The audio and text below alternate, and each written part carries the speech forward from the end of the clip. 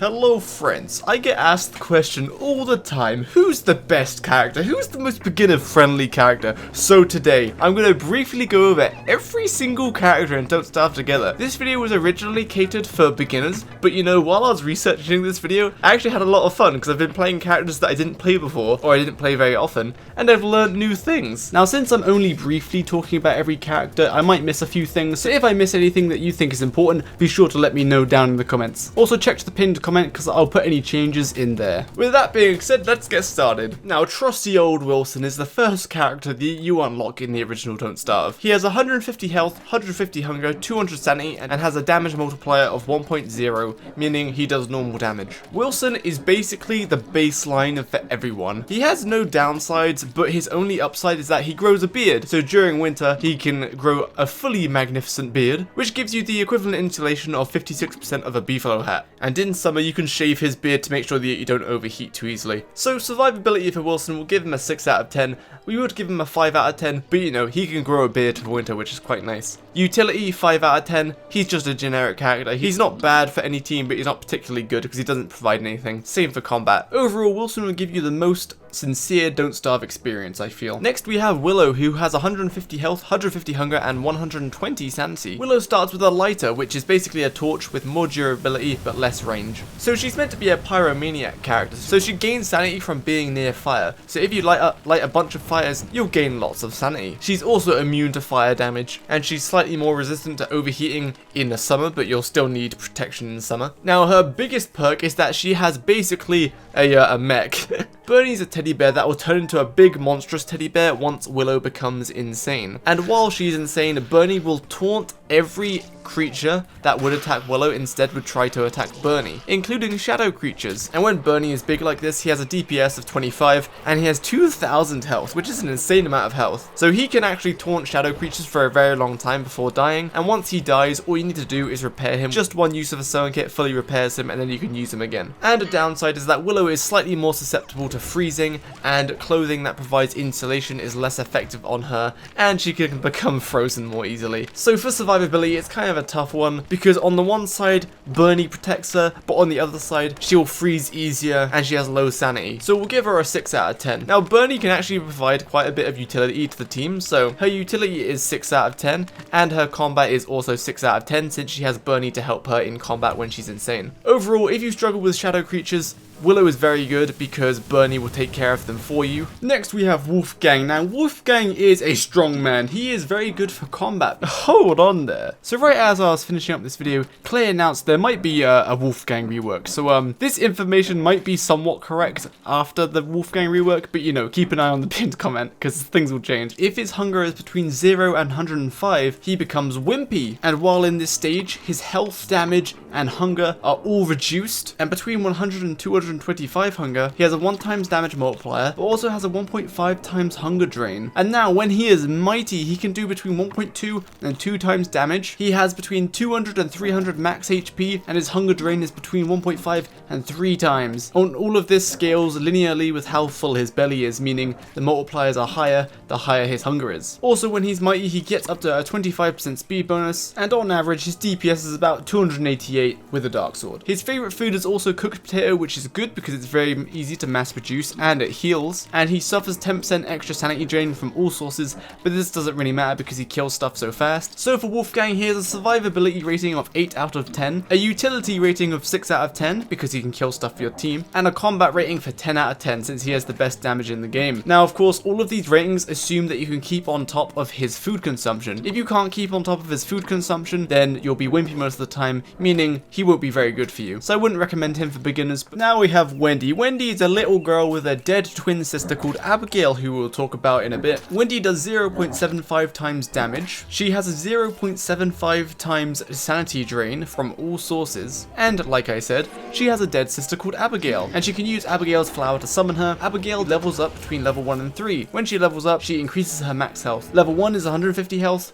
level 2 is 300 health, and level 3 is 600 health. Abigail's damage changes depending on the time of day. So if it's daytime, she does 15 damage. If it's dusk, it's 25 damage, and if it's nighttime or she's in the caves, it's 40 damage. Now, whenever Abigail gets hit, she generates an invincibility shield for a small amount of time, and if a bunch of spiders hit her all at once, she doesn't take all of the damage. When Abigail hits an enemy, she vexes them, which increases all of the damage they take by 10%, and if Abigail and Wendy is attacking the same thing, the Wendy will do 40% more damage. This effectively means that Wendy does 1.155 times damage. Abigail also works as a light source. Wendy can craft a cistern and decorate it with petals, which restores 25 sanity per minute, and it levels up Abigail 4 times faster. And Wendy can make various potions for Abigail that buffs her damage to nighttime damage, buffs her speed, and restores her HP faster, and also can buff her shield. The most notable thing about Wendy is just utilizing Abigail to have massive crowd control against monkeys, spiders, and other small mobs. Abigail doesn't fare too well against bosses. She counts as an NPC, and most bosses do increased damage against NPCs. Wendy won't receive any kind of damage bonus versus nightmare creatures since Abigail can't attack nightmare creatures. Wendy's a very beginner friendly character since you basically have a personal bodyguard to fall back on, so we're going to give her a survivability of 7, utility of 8 because Abigail is very handy to use for your teammates, and a combat of 7 out of 10 because the DPS with Wendy with a dark sword and Abigail combined is about 214, which is pretty damn good. Next we have the evil robot WX78 that's going to take over the entire world. WX starts with 150 HP, hunger, and sanity, but each time he eats gears, all of his stats get upgraded up to 15 times, meaning his HP can go up to 400, his hunger can go up to 200, and his sanity can go up to 300. Also, whenever WX eats gears, it restores a lot of stats, those being 60 HP, 75 hunger, and 50 sanity, though make sure you save 1 gear for your fridge. And if you die as WX, you drop half the gears that you used to level up, so if you ate 10 gears to level up, if you die, you will drop 5 gears. When WX is wet or he's in the rain without rain protection, he takes a small amount of damage every few seconds. And now the best thing about WX is when he gets hit by lightning, he becomes overcharged for 4 to 8 minutes per lightning strike. And while WX is overcharged, he has a 50% movement speed increase, so 1.5 times movement speed. He emits light in a small radius, which means he's immune to darkness death, and WX is immune to freezing. And WX ignores all food penalties for the food being spoiled or stale. So solo WX is kind of just a little bit better Wilson because you can eat gears, but once you have a Wickerbottom on your team who can keep you overcharged for a very long time, if not indefinitely, then he becomes an amazing character. So these ratings are assuming that your WX is always overcharged, so he has a survivability rating of 7 out of 10 since he has such high stats. Utility 7 out of 10 simply because he can run around really fast, and his combat is also 7 out of 10 since he can kite with no problem since he moves so fast. And now, speaking of Wickerbottom, let's talk about Wickerbottom and her books. So Wickerbottom has a very high sanity of 250. She takes less nutrition from food that is stale or spoiled, but she can craft a bunch of books which have really wacky and powerful effects, so we're going to briefly talk about all of them. And only Wickerbottom and Maxwell can read these books. I mean, Wurt can also read these books, but it doesn't trigger the effects. So firstly, Birds of the World will cause 20 to 30 birds to fly down from the sky in an area around the player who read the book. This book can be used to make a bunch of wacky farms like feather farms, Krampus sack farms, and stuff like that. Horticulture abridged when read, force grows up to 10 plants which grow edible produce, such as vegetables. Crops grown in this way won't ever grow into giants, by the way. Applied Silviculture is a book that forces all non-edible plants to grow in an area around you, and it has no limit. This is typically used for low plant farms with grass and twigs. Next we have Sleepy Time Stories, which is exactly like a pan flute. It puts everything around you to sleep, but it has a bigger range but also a longer casting animation. On Tentacles is a book that spawns up to 3 tentacles at a random location near the reader. These tentacles can be used to cheese bosses like Bee Queen and Dragonfly. And finally, The End is Nigh. This book summons 16 lightning bolts, but as you saw before, these lightning bolts would rather target WX or a lightning conductor. So the best use for this book is just overcharging WX. All these books have limited uses, so you have to craft them again,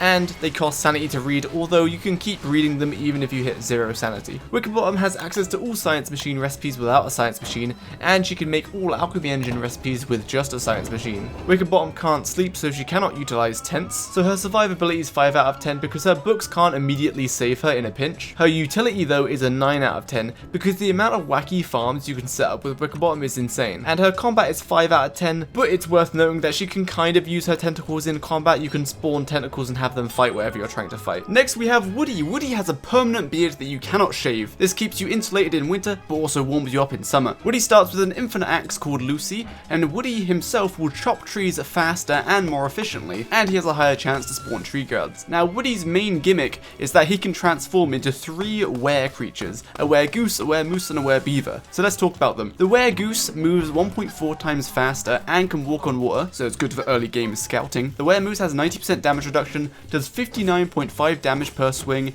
but moves at 90% of the speed of a normal player. The were beaver chops efficiently and faster. He mines and hammers as well, but not as efficiently as a normal character. The were beaver cannot summon tree guards, and he moves 10% faster. All of these forms have night vision, and all of them have their very own were meter, which slowly drains, but it drains faster if you're not doing the corresponding activity for the creature. So for the were goose, if you're not moving, it drains faster. For the were moose, if you're not fighting, it drains faster. And for the were beaver, if you're not working, then it drains faster. And all of the forms cannot pick up items or interact with the player's inventory, so you can't eat food or gather items on the ground. When you transform, you drop all of your worn items except for your backpack, and to transform you can eat 2 monster foods to transform into a random one, or you can craft an idol to choose which one you transform into. When you transform back into Woodie, your hunger is set to 0, so for survivability, he can use his forms to get out of trouble sometimes, so survivability is a 6. Utility is also a 6 because he can gather materials quite nicely and he can scout with the goose. And his combat, I'm going to give him a 5. His combat isn't very good since the were moose's DPS is worse than a player with a handbat unless you animation cancel, but that's kind of a lot of effort. And he's not the best at anything that he does, but he does do a lot of things. Next we have Wes. Wes is meant to be the challenge character, so he has 0.75 times damage modifier, so he does less damage all the time, but he can make some balloons. Most notably, a balloon that can buff your speed by 30%. Wes is more susceptible to overheating and freezing. He takes longer to recover from grogginess, so like when you wake up. Hounds will rather chase Wes rather than other characters. Lightning strikes are more likely to hit Wes over other characters. Also, Wes is a mime, so he does not speak, so no audible or visual warnings will appear when something's happening, like a hound attack. And Wes takes longer to mine, chop, hammer. But because he takes longer to mine, chop, and hammer, his tools last longer. So for survivability, Wes is the worst, so 1 out of 10. His utility, surprisingly enough, he can make a speed bonus balloon, which is very good for the early game when you don't have walking canes, so 6 out of 10 for utility, and combat is 3 out of 10 because he does 75% damage. Now Maxwell, the big bad of the constant. Maxwell regenerates 6.75 sanity a minute naturally without any clothing. He also has slightly low HP at 75, but he can craft shadow puppets. These shadow puppets are the miner, chopper, digger, and duelist, all of which take up a certain percentage of his max sanity. All the workers have 1 HP and require their corresponding tool and nightmare fuel. The duelist requires a spear and nightmare fuel. The duelist's damage isn't very good because it only does 40 damage and attacks once every 2 seconds, but it regenerates 7.5 HP a second and has a max HP of 75, and it does try to kite enemies, but usually it dies pretty fast. It's worth noting Maxwell is one of the best wood gatherers in the game if he uses 3 choppers and 1 digger, and Maxwell can read Wickerbottom's books. So overall survivability, I would give him a 5 out of 10, but the low HP could have an impact in gameplay because it means you basically always need armor, so we'll put us 4 out of 10 for survivability. His utility is 9 out of 10, and his combat is 5 out of 10, assuming that you do have armor on. So Wigfrid only eats meat and goodies, such as taffy, jelly beans, mushy cake, and goat jelly, and she does 25% more damage and also takes 25% less damage. She can craft her own battle spears, which only do 42.5 damage, which is not very good. She can craft battle helmets, which provide 80% damage reduction and almost twice the durability of football helmets. While she's fighting, she restores sanity and health, and she gains inspiration while fighting. She can create songs that have various effects, which cost inspiration to activate. Some of these songs are passive, whereas some of them you activate once for one single effect. Her survivability is 10 out of 10. She regenerates health and sanity just by fighting. Her utility is 7 out of 10 because she can make really good battle helmets for the team, and her combat is 6 out of 10 since she does 25% more damage. Weber is a spider. He has 175 hunger and HP with 100 sanity. He could eat monster foods without the traditional negative effects of monster food. He grows a beard that you can shave for silk, which also provides insulation in winter. Spiders are neutral towards Weber, and he can upgrade spider dens with silk. When feeding a spider monster meat, it becomes befriended, and it also befriends 3 other spiders nearby. Mobs which are naturally aggressive to spiders are also aggressive to Weber, like pigs, bunnymen, and catcoons. Weber can craft items to turn spiders into different kinds of spiders, and he has equipment to pull spiders out of their nest and to de-aggro spiders, and he can decorate dens with den decorating sets to make those spiders in those nests neutral towards all other characters. Weber's best use is just utilizing spider hordes in combat, though if a boss boss has an area of effect attack, they die pretty fast. Weber can also start Spider Wars for easy meat and silk. So overall, he's a pretty solid character. We can give him 6s all across the board. Now we have Winona, the sister of Charlie. Winona will consume hunger to craft faster, which is kind of useful if you're making lots of stuff. But if Winona doesn't have more than 50 hunger, she won't consume hunger and she crafts slower. If Winona is in darkness, she dodges the first attack from Charlie. And she has her own crafting tab. And in this crafting tab, she can make trusty tape, which is the same as one use of a sewing kit, but it's also used to make all of her other things in this tab. So then we have the Winona's catapult. This is an area of effect turret, which is actually pretty good, which can be used for a bunch of wacky farms, and it needs to be fueled by one of 2 generators, either Winona's generator or Winona's gemerator. The generator takes niter to fuel, whereas the gemerator takes gems to fuel. And she has a Winona spotlight, which aims a spotlight at the player within its range, and its radius is not very big. Overall, her utility with her catapults is kind of nuts. She can make some insane farms using her catapults, and she can also use her catapults in combat against bosses. We're going to give her survivability a 5, utility a 9, and combat a 6. Now we have Wally. Wally is one of the most underestimated characters in the game. His hunger drains 20% faster, he can only eat crockpot foods, and he remembers what he's eaten for 2 days, and if you eat the same thing within those 2 days, he receives less nutrition from eating the same food. He has unique cookware which cooks food 20% faster, and the best thing is there's foods that only Wally can make, and the most notable ones are Volt Goat Shalfroid, which grants the user electric damage for 5 minutes, which gives you a massive damage bonus. Fish Cordon Bleu,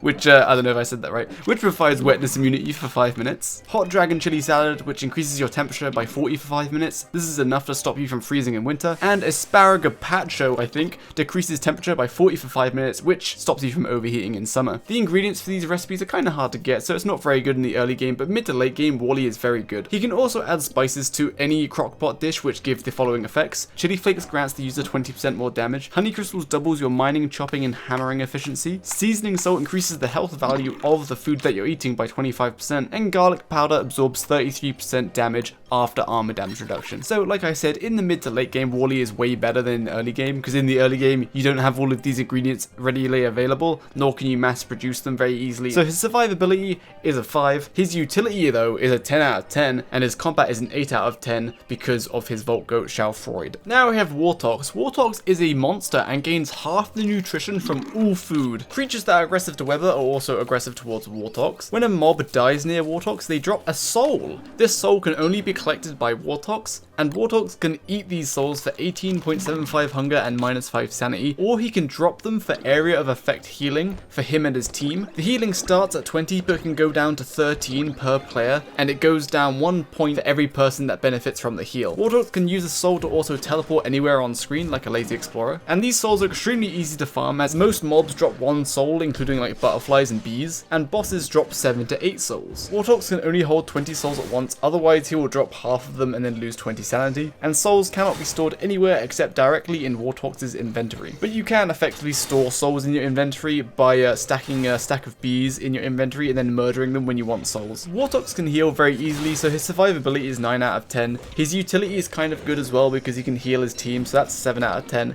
And his combat is a 6 out of 10 just because he can brute force through killing stuff, but just because he can heal himself. And now we have Wormwood. Wormwood is a plant and cannot heal from edible food. Yes, you heard that correctly. He can only heal from items and effects, such as like Jelly Beans effect and Spider Glands and the Bat. He has a crafting tab where he can craft living logs for the cost of 20 health, a Bramble Husk, which is some armor that's 65% damage reduction, and when you get hit while wearing it, it does AoE damage to mobs around you for 22.6 damage, and it prevents damage from Bramble Traps. Bramble Traps are similar to Tooth Traps, but with less damage, and the damage is AoE, and a Compost Trap that can be used to heal Wormwood for 8 HP and then 32 HP over 32 seconds. It can also be used in farming. Wormwood can plant seeds outside of farming turf. Normal turf does not store nutrients, so you can't make giants if you farm that way, but Wormwood can also plant seeds on farming turf without the need to till the ground, which just makes farming faster. Wormwood also gains 10 sanity from planting plants and loses 5 sanity from digging them up. Wormwood can use fertilizers to bloom and heal. He also blooms naturally in spring, and when he's fully bloomed, he has a 1.2 times speed multiplier, a 1.2 times hunger drain, and he automatically tends to planted crops. Since he's a plant, eye plants are neutral towards Wormwood, and Wormwood is immune to hostile weeds and farming plots. Now initially you think it's hard to heal, but you can use Wortox to heal and farm living logs easily, and you can also make a Bat relatively easily to heal as well. So his survivability is a 4 just because healing can be tough in the early game, but his utility is a 7 for that easy living logs. His combat I'm also going to put at a 4 since, again, getting hit is kind of a hassle because then it's kind of a hassle to heal. Otherwise, he's the best farming character in the game. Next, we have Wurt. Wurt is a merm, and she's also a vegetarian, so she cannot eat meat, and she can also eat goodies like taffy and jelly beans. Wurt walks 30% faster on marsh turf. She can craft a merm structures, one of which spawns a normal merm, and another one which spawns a royal merm guard. She can also build a structure so that you can erect a merm king, and when there is a merm king alive, it buffs all merms across the world, and it buffs Wurt's stats. So she goes from 150 to 250 health, 200 to 250 hunger, and 150 to 200 sanity. Any vegetables, fruits, or butterflies that Wurt eats provides 33% extra hunger to Wurt. Keeping a fish in Wurt's inventory makes her gain 3.3 sanity per minute. Fish held by Wurt will also stay alive for longer, so they'll survive up to 4 days. This is particularly good with two fish, the ice bream and the scorching sunfish, both of which keep your temperatures hot and cold for winter and summer. And since Wurt is a merm, pigs are aggressive to her. She cannot trade with a pig king, and when she holds meat or dead fish, she loses 4.4 sanity per minute. Wurt is basically a vegetarian Wilson until the late game. Building all of the merm structures is really expensive, so you won't be doing it very soon. You'll be doing it in the mid to late game. So survivability is 5, utility is 6, because her royal merm guards can obliterate bosses once you have enough of them, but it requires a lot of setup, and then her combat is a 5. Next we have Walter. Walter has quite low stats with 130 HP, 110 hunger, and 200 sanity. He is a little boy, so that explains the stats. He's also allergic to bees, so he takes an extra 10 damage when hit by any bee creature, and that 10 extra damage ignores armor. He has an unkillable pet dog with 9 inventory slots called Woodie that follows Walter no matter what. The pet dog can be transformed into a rideable dog by feeding it monster meat. When the dog is transformed, its speed scales off of the dog's hunger, which is a max of 50, until she reverts back to a normal dog. Walter also has a slingshot that can fire ammo, the best damage ammo being cursed rounds, which is 51 damage with a chance to spawn a shadow tentacle that does more damage. Slow down rounds can lose the aggro of enemies, and the freeze rounds are twice as effective as ice staffs. His slingshot fires twice as slow as a normal attack with a spear, so by the time you can land 2 spear attacks, you'd only be able to land 1 slingshot attack. So 2 spear attacks is 68 damage, whereas 1 slingshot is 51 damage. You can see why the slingshot just isn't worth using ever, unless of course you want to, which is fine. Walter can craft a camper's tent, which is basically a portable tent that's improved. And a huge downside of Walter is he loses sanity whenever he loses health at a ratio of 1 to 2.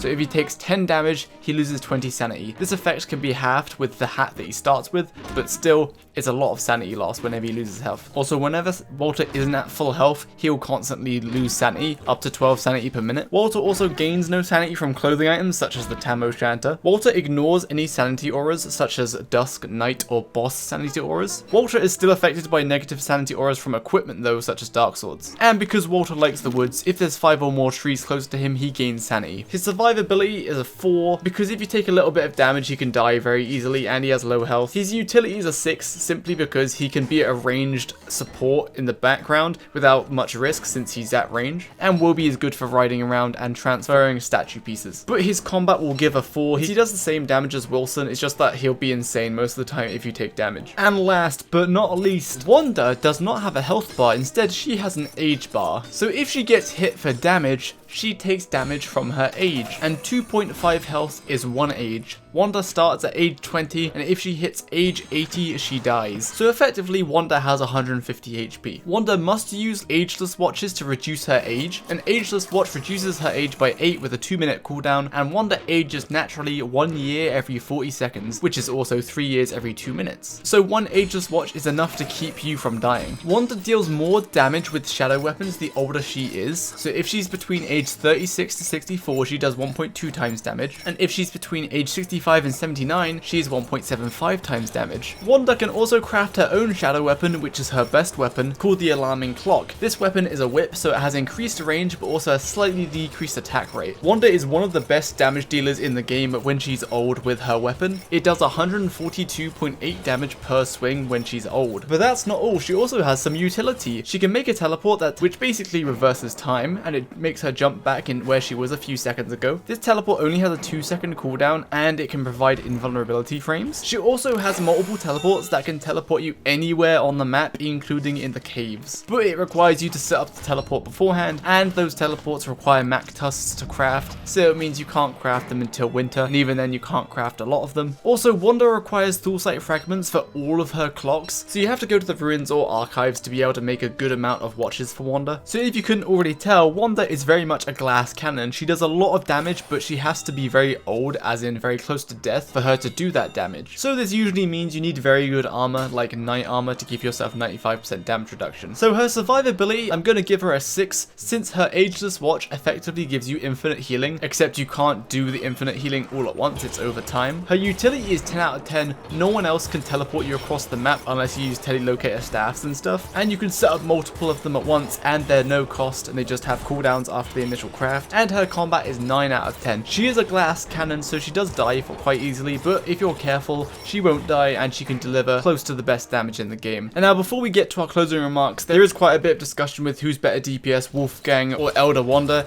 and here's the math on the screen. As you can see, Wanda does 92.7% of Wolfgang's damage, but this is in a perfect scenario for both of the characters, so ultimately they both do very good damage and you should just play who you want. Damn, this video took so long to make. I've been working on this video for like nearly a week. I hope that this video consolidated all the information on the characters and you found it useful. If you're a beginner and you want to play the game, who should you choose? My recommendation is either Wilson, Wendy, Willow, or Woodie. These characters will teach you the right things and will give you a sincere don't starve experience, whereas other characters usually drastically change the gameplay of the game. So yeah, those are my recommendations: Wilson, Willow, Wendy, and Woodie. So yeah, hope you enjoyed. The reason why I did this video is because I wanted to do this video before I did my survival guides, so people knew what all the characters did and knew which one to pick, whichever one they would enjoy playing the most. Also, that's the most important thing that I forgot to say: you should play the character that you have the most fun with, whether or not other people think it's good or not. So anyway, subscribe if you haven't, like the video, leave a comment, and I will see you in the survival guides. And maybe some more boss rushes.